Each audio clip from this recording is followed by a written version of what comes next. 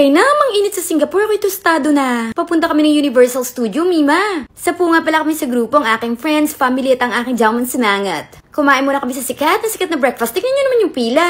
So ito yung magiging sausawan ng tinapay, pero lalagyan nyo muna ng toyo, paminta, and then imekos-mekos nyo. May mga flavor yung tinapay, may butter, peanut butter. Sobrang crispy niyan. Tapos isasawsaw nyo siya and then saka nyo kakainin. Masarap yung mismong tinapay. Eto nga pala yung nauto ni JR. Ako na gumagastos, Mima. Baka iwan pa si brother. Baka biglang magising siya. Nag-retouch muna ako ng Miss Chung's Lake Teen, Lian ng shade. Ayos naman yung tinapay pag sinawsaw sa itlog. Kaso wala naman nadagdag sa dating. Effort pa ba naman ako isawsaw sa itlog? Look nyo yung bus, may second floor siya. Anyway, sobrang pricey na ngayon dito. Wala rin pa libreng tubig. Tapos suffer a little bit ng tissue. Paborito ko talaga ang Extreme Rides. Pero sa Disneyland ay inaantok ako. Pambata kasi dun, Mima. Mas may atake ang mga rides ng Universal. Kaso kahahaba ng pila.